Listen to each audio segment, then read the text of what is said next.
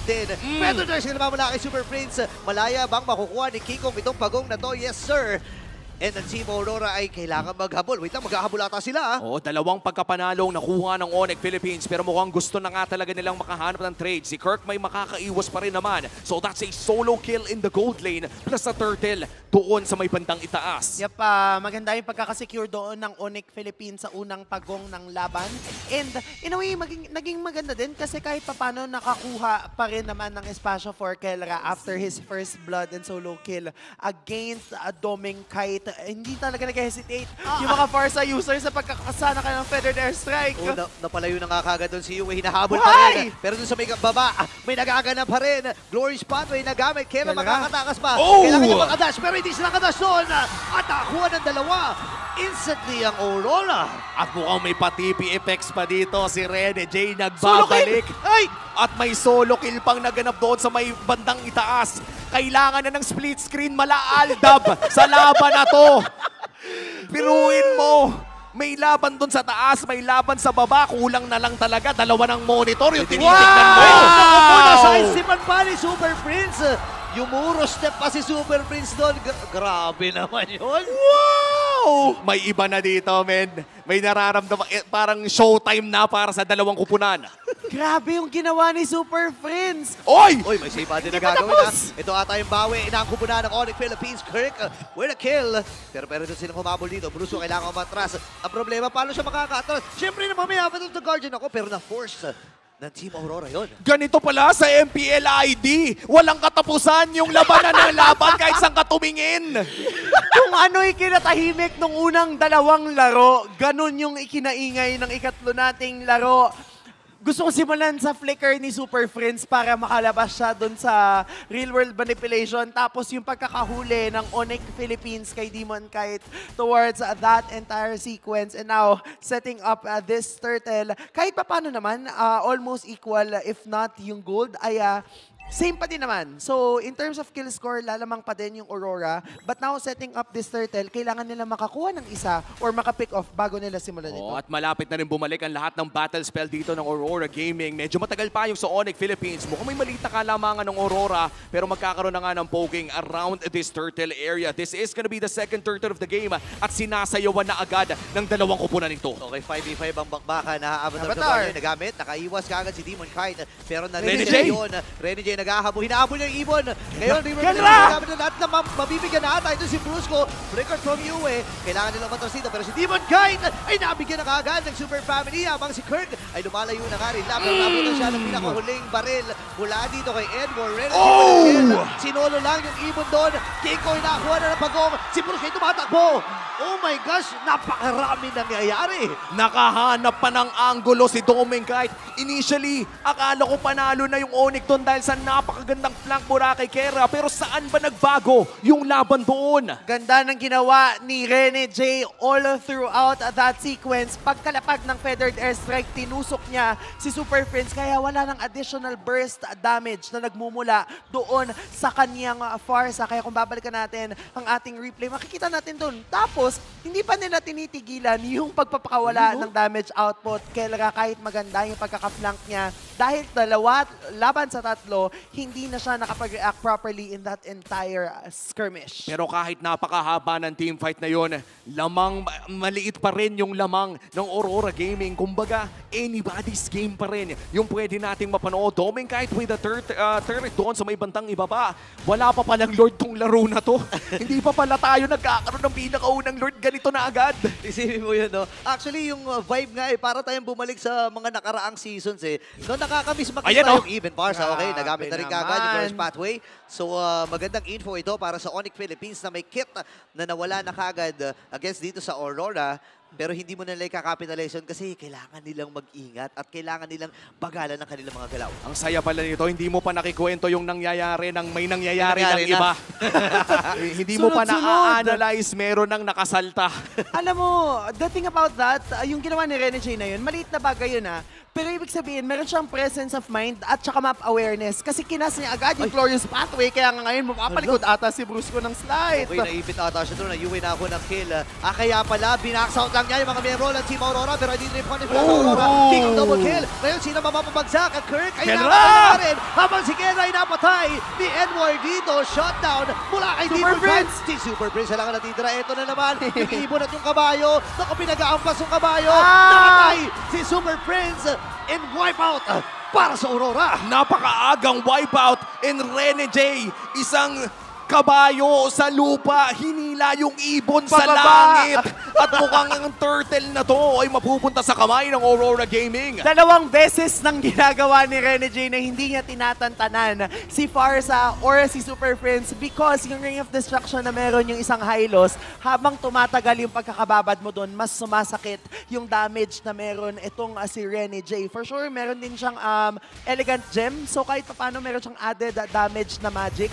And with that, nawawala sa formation yung kupunan ng Onyx. Maganda sana yung pagkaka-flank nila. Kaya lang kagaya nung nangyari towards that second turtle of the match, same lang eh. Hindi pa kaya ng damage output na meron yung Onyx, yung meron yung Aurora. Kumbaga parang maganda talaga yung entry eh. Yep. Alam ng Onyx Philippines kung ano yung ginagawa nila pero parang alam din ng Aurora kung paano nga ba kukontrahin yung ganong klaseng estratehiya. Perhaps if you're Onyx Philippines, oras na para mag-change ng tactics o mag-iba ng target pero Yeah. lumiliit na ang mapa ng Onyx Philippines. Laging nakakatori dito ang Aurora. Isa sa mga kapansin-pansin dito, no? Kapag ka na-expend na yung mga ultimates and yung mga skills dito ng Onyx Philippines, tsaka lang nag-all out ang Team Aurora. Kasi yung lineup nila, design din sa matagalang suntukan eh. Oo. Diba, isipin mo si Demon Knight, sa grabbing spell vamp niyan, si Rene J. Diba, hinahawakan lang niya kung sino man yung pinaka-available doon. In that case, si Super Prince palagi ang kanyang tinatambayan. Tapos may mga damage pa sila na nanggagaling sa likuran, like si Dominic at saka si Yue, di ba? Oo. Alam mo, nakakatuwa din makita na Edward and Rene J ay hindi pa pares bumagsak kahit sila yung frontliners na pares sa ating kupunan.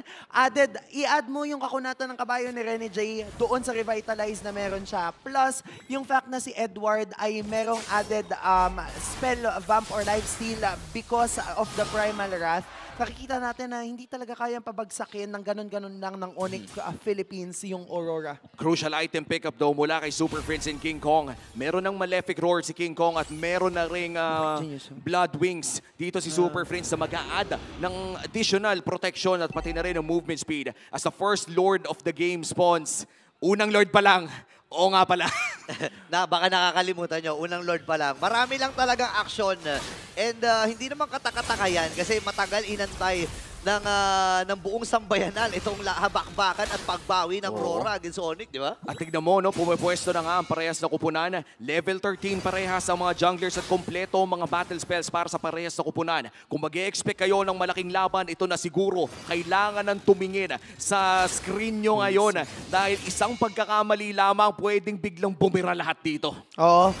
Maganda yung pagkakapush ng Aurora doon sa top lane. So the moment na mag-clear either si Kirk or si Kelra doon, iba-burst down nila itong Lord. Nag-iintay ng info ang parehas nating kupunan. Pero 4.2k ang pinanghawakan na lead na meron ng Aurora. Oo nga, medyo malaki na rin yung gold lead na meron ng Aurora dito pero iba-burst na nga ata nila ang Lord. Half HP pinag-reset nila. Si Kirk nagpakita na. Si Dominic Guide! Okay, sino kaya masipa doon? Pero hindi nakasipa!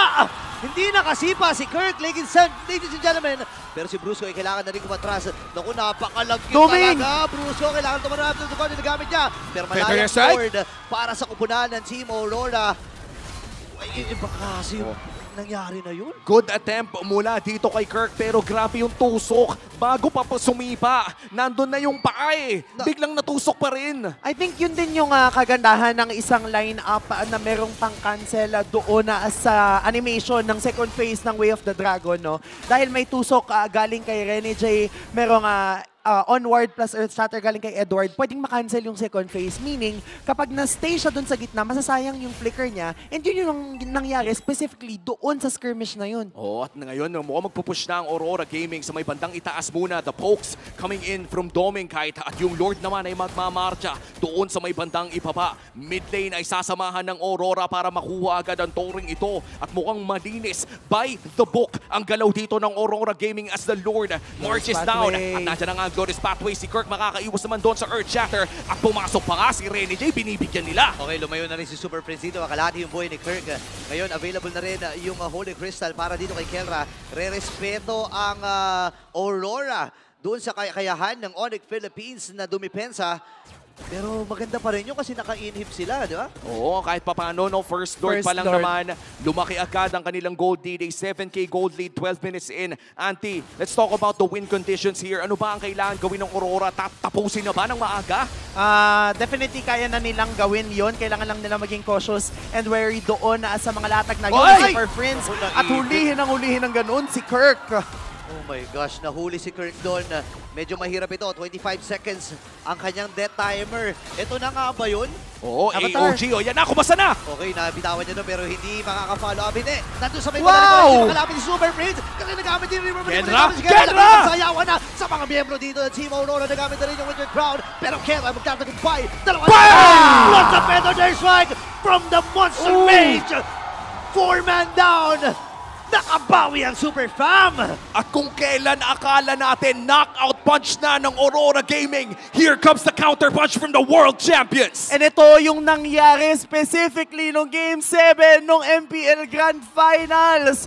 Muntik-muntik ka nang i-end ng Aurora but with that one slip up coming from them, yun yung butas na pinalaki ng Onyx Philippines and mukhang gano'n na nga ang nangyari ngayon. Onyx has now a breather entering the middle part of the game. And just in time, lalabas na rin ang pinakaunang Luminous Lord for Onyx Philippines. Kontrolado nila ang mapa ngayon pero tandaan natin, yung waves ay nasa pabor pa rin ng Aurora Gaming. Walang inhibitor turret sa taas at sa baba. Panoorin natin ang replay na to. Ang ganda ng pagkakalatag dito ni Yue ng kanyang real world manipulation. It just so happens na nag-cooldown na for the second time yung feathered airstrike. Napapagsak ng kupunan ng Aurora si Kelra but it doesn't matter because King Kong and Super Friends are alive. Luminous Lord ang pinaglalaban ng dalawang kupunan. Kailangan mag-clear sa may bandang itaas pero yung baba ay kahit papano malayo pa naman for Onyx Philippines. But Aurora Gaming ay may option dito na patagalin yung Lord Dance. Habang tumatagal yung Lord Dance,